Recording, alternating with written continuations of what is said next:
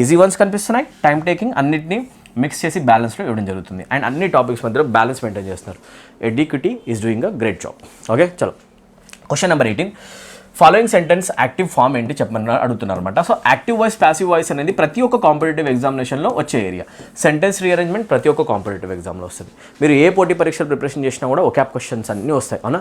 అందుకే SI constable aspirants ఈ వీడియోని నెగ్లెక్ట్ చేయకండి, చాలా ఇంపార్టెంట్. ఎస్ఎస్సి మీకు డైరెక్ట్గా important. Bank SSC, bank PO clerk అందరూ కూడా ఈ వీడియోని తప్పకుండా చూడండి. ఏఎఫ్ క్యాట్, సిడిఎస్ ప్రతి ఒక్కరు కూడా చూడండి. Okay, active voice, passive voice question కనిపిస్తుంది. ఈ క్వశ్చన్ ఏంటో చూద్దాం ఒకసారి. Let the emergency meeting be convened at 10 AM without delay.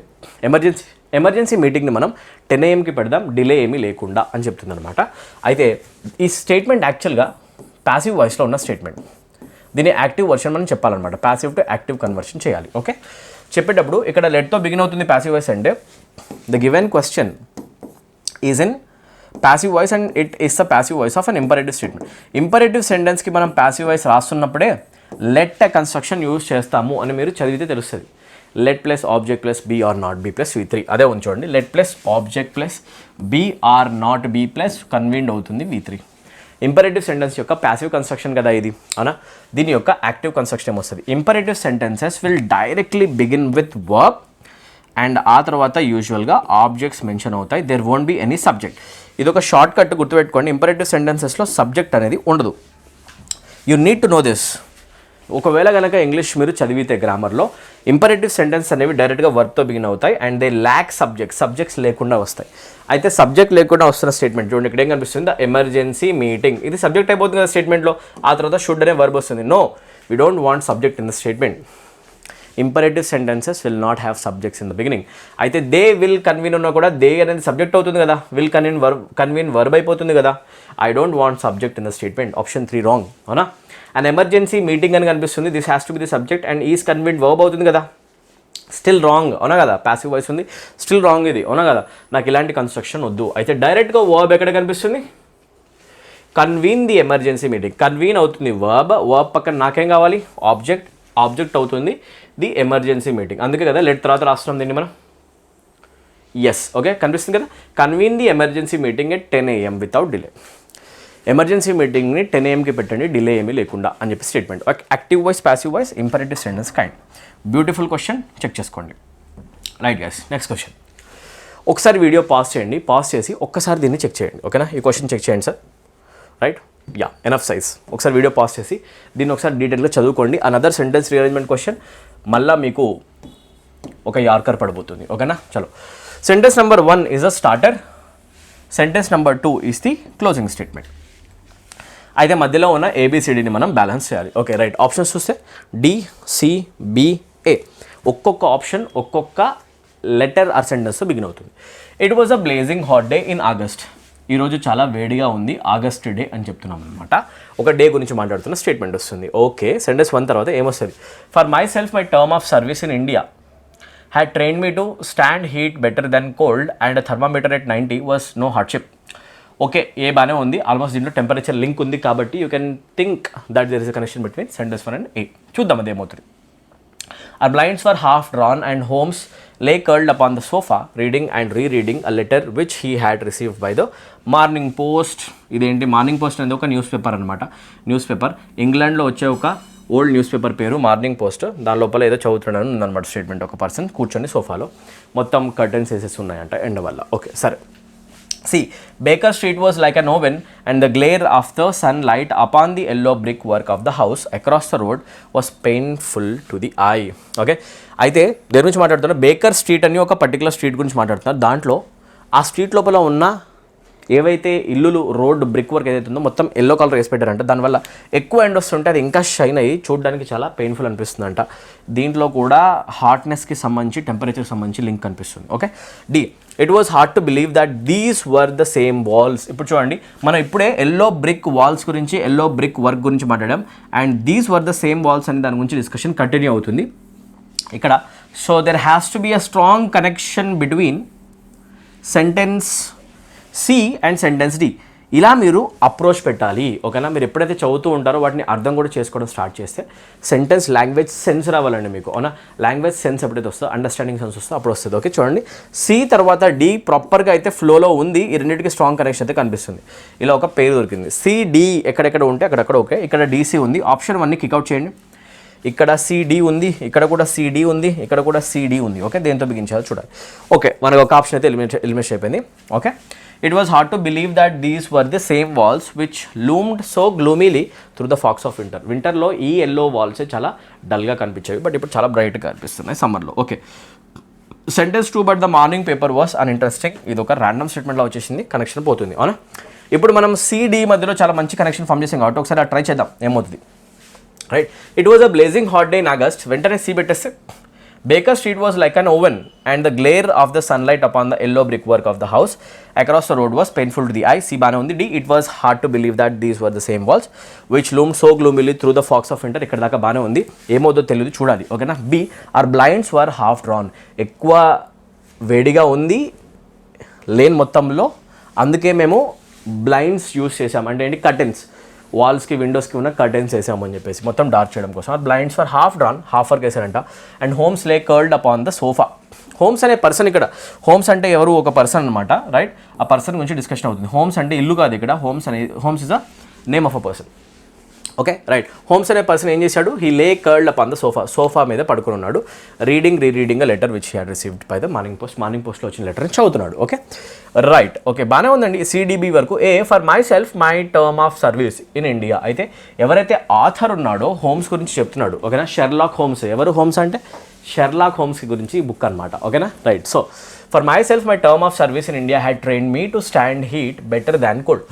నా విషయానికి వచ్చేసరికి ఆథర్ అంటున్నాడు హోమ్స్ గురించి, ఈ షెర్లాక్ హోమ్స్ గురించి డిస్కస్ చేస్తూ అంటున్నాడు, నాకు విషయానికి వచ్చేసరికి నేను ఇండియాలో చాలా టైం స్పెండ్ చేశాను కాబట్టి నాకు ట్రైనింగ్ వచ్చేసినట్టు అయిపోయింది. నేను హాట్ టెంపరేచర్స్లో, హాట్ వెదర్లో సర్వైవ్ అవ్వగలను కోల్డ్ వెదర్ కంటే ఎక్కువ. ఎందుకంటే ఇండియాలో టెంపరేచర్స్ కొంచెం ఎక్కువగానే ఉంటాయి.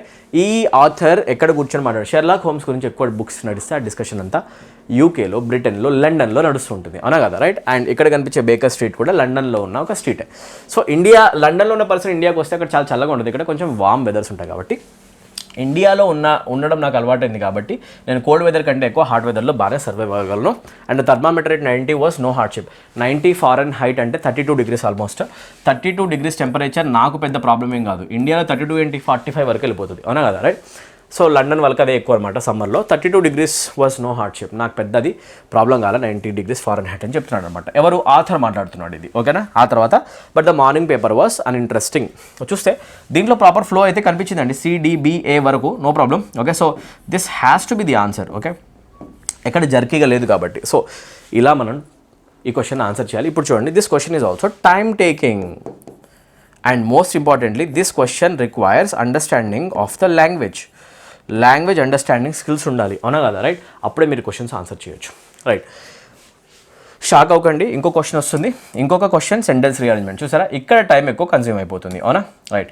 ఇంతకుముందు మనం వొకాబులరీ క్వశ్చన్స్ని ఫటాఫట్ ఆన్సర్ చేసుకుంటూ వచ్చేసాం. ఇప్పుడు డిఫికల్ట్ గ్రామర్ క్వశ్చన్స్ వస్తున్నాయి. ఓకే, చలో లాంగ్వేజ్ సెన్స్ టెస్ట్ చేస్తున్నాయి, చదువుదాం. జోవీనియన్ however having quitted the water sought in every possible direction for his horse and clothes, and to his utter astonishment could find neither. Sentence number 1 is the starter. దీంతో మీకు పనిలేదు, చదువుకోండి అంతే. Okay, జోవీనియన్ అనే person having quitted the water నుంచి బయటకు వచ్చాడు, ఒక నదిలో స్నానం చేశాడు. Sat in every possible direction for his horse and clothes. అన్ని డైరెక్షన్స్లో చూస్తే అతను తీసుకొచ్చిన గోడ కనిపించట్లేదు, అతను వేసుకునే బట్టలు ఎక్కడైతే బయట పెట్టేసి నదిలో దిగాడో ఆ బట్టలు కూడా కనపట్ల. And to his utter astonishment could find neither. ఏం కనిపించట్లేదు. ఓకేనా, రైట్. బట్టలు మెయిన్గా. ఓకే, సెంటెన్స్ నెంబర్ 1 తర్వాత ఆప్షన్స్ చూస్తే ఒక ఆప్షన్ డీతో బిగిన్ అవుతుంది, ఇంకొకటి డి, ఇంకొకటి సి, ఇంకొకటి ఏ. సో డి 2 సార్లు కాబట్టి ఛాన్స్ అండి. Vexed beyond measure at the circumstances for he was completely naked and saw no one near to assist him. He began to reflect upon what course he should pursue. బాగానే ఉంది. ఎందుకు బయటకు వచ్చాడు, river నుంచి బయటకు వచ్చిన వెంటనే చూస్తే బట్టలు కనపట్ల, హార్స్ కనపట్ల. చూసి అసలు ఏం చేస్తే బాగుంటుంది, ఇప్పుడు మొత్తం నెక్కడుగా ఉన్నాడు మనిషి బట్టలు లేకుండా. అవునా, he began to reflect upon what course he should pursue. ఏం చేస్తే బాగుంటుంది, ఏం చేస్తే ఇప్పుడు నేను సిచ్యువేషన్ బయటపడవచ్చు అని చెప్పి ఆలోచించడం స్టార్ట్ చేశాడు. డి బాగానే ఉంది. డి పక్కన ఏ పెడితే miserable man that I am said he to what a straight yam I reduced. Okay, అసలు నాకు ఇలాంటి సిచ్యువేషన్ వచ్చిందండి సడన్గా అని చెప్పేసి మిజరబుల్గా ఫీల్ అయ్యాడు. ఏ బాగానే ఉంది. సి చదవండి, సి కూడా చెక్ చేద్దాం. C, there is I remember a knight who lives close by, I will go to him and command his attendance and service. దగ్గరలోనే ఒక యోధుడు ఉన్నాడు. ఆ యోధుడు ఉండే ప్లేస్ దగ్గరలోనే ఉంది నదికి. అక్కడ ఆ పర్సన్ దగ్గరికి వెళ్ళేసి నేను ఏం చేస్తానంటే, మనం మాట్లాడేది ఒక కింగ్ గురించి అనమాట. ఓకేనా, రైట్. అతను అంటున్నాడు ఒక యోధుడు ఇక్కడనే పక్కనే ఉంటున్నాడు, నైట్ అనమాట, రైట్. అతని దగ్గర నేను వెళ్ళి అతను నేను కమాండ్ చేస్తా సర్వీస్ కోసం. అతని హార్స్ తీసుకొని నేను కోటకి వెళ్తా అని చెప్పేసి చెప్తున్నాను అనమాట. ఓకే, అతన్ని యూజ్ చేసుకుంటా. ఇదొక కోర్స్ ఆఫ్ యాక్షన్ అవుతుంది. దీని తర్వాత ఇది వచ్చే ఛాన్స్ ఉంది కదా, అవునా, రైట్. ఏం చేయాలో ఆలోచించాడు. ఆ తర్వాత నైట్ గుర్తొచ్చాడు. Okay, right. ఆ తర్వాత ఉంది, I will then ride on to the palace and strictly investigate the cause of this extraordinary conduct. Okay, నేను వెళ్ళేసి ప్యాలెస్కి అసలు ఈ పని చేసింది ఎవరు, వాళ్ళు నేను పట్టుకోవడానికి ట్రై చేస్తా అని చెప్పేసి చెప్పాలంటే some shell smart for it. Okay, ఇప్పుడు చెప్పండి దేంతో బిగిన్ చేస్తే బాగుంటుంది. చూసుకుంటే ఆప్షన్ డీతో బిగిన్ చేసి డి పక్కన ఒకవేళ ఏ పెడితే ఫ్లో బాగానే ఉంది. డి పక్కన సి పెడితే ఏమవుతుంది చూద్దాం.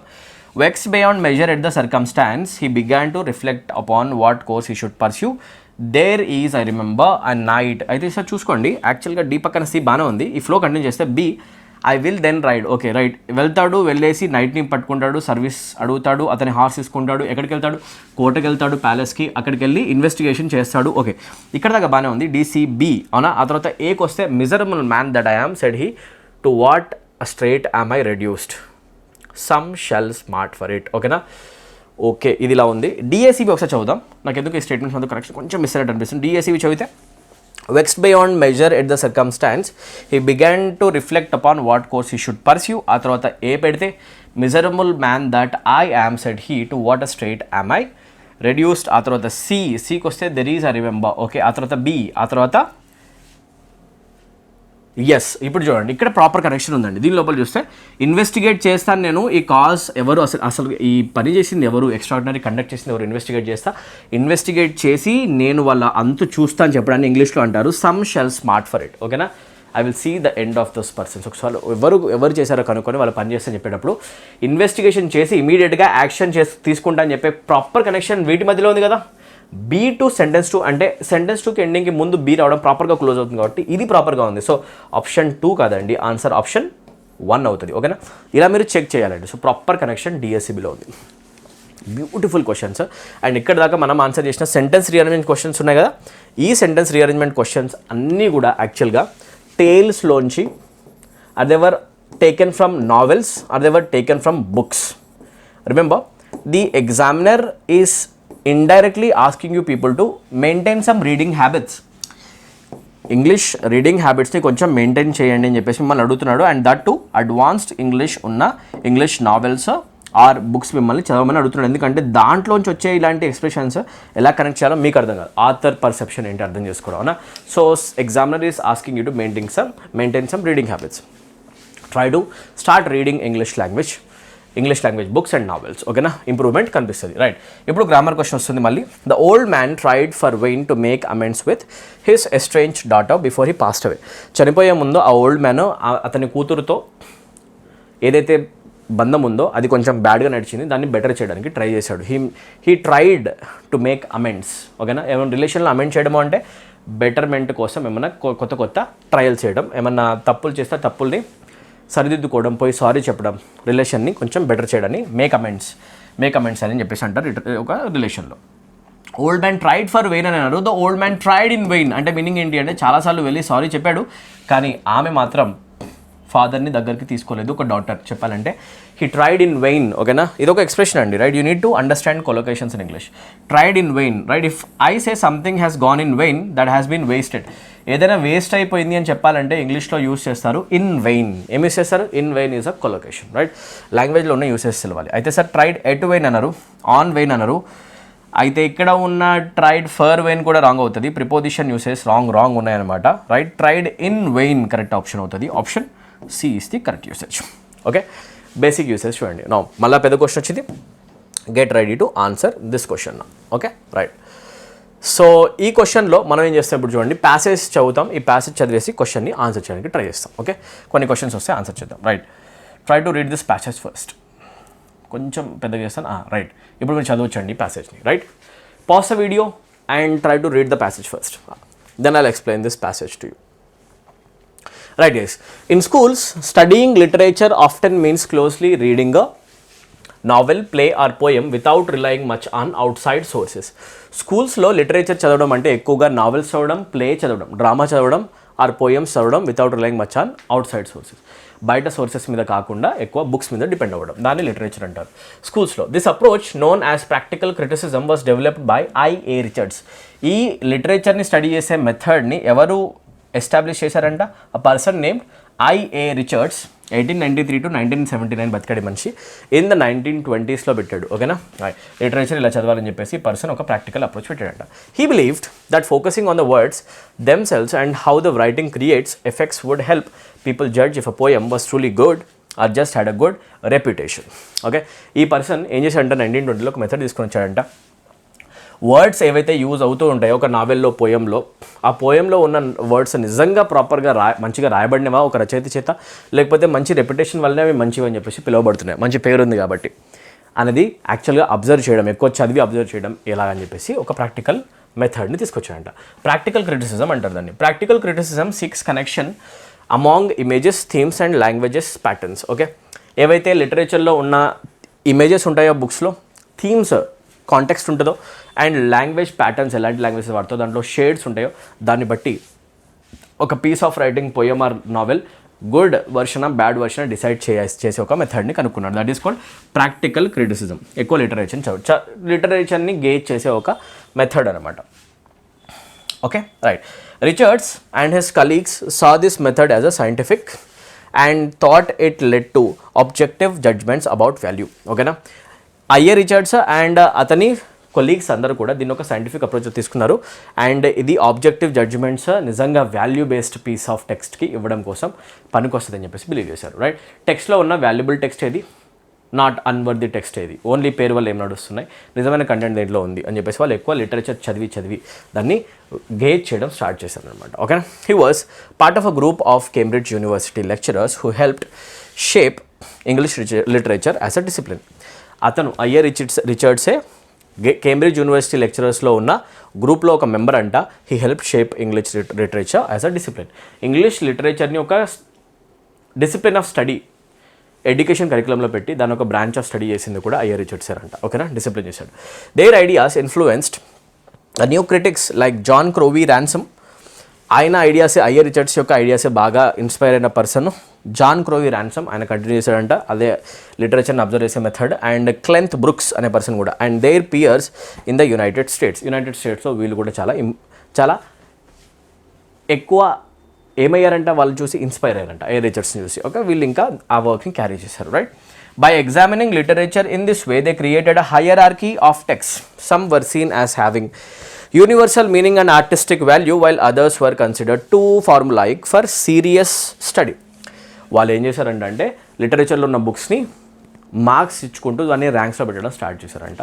కొన్ని వాల్యూ బేస్డ్ టెక్స్ట్ చాలా ఎక్కువ పైన హై ర్యాంక్స్లో, అండ్ ఏవైతే చూడడానికి ఓన్లీ చెప్పుకోవడానికే బాగుంటాయి, ఫార్ములా ప్యాటర్న్లో ఇలా రాయాలని చెప్పేసి ఫార్ములాయిక్గా ఉన్న బుక్స్ ఏవైతే ఉంటాయో అంత సీరియస్ స్టడీకి వాల్యుబుల్ కావాలి కూడా వాటి బాటంలో పెట్టారంట. The group of text seen as most important is often called the literary canon.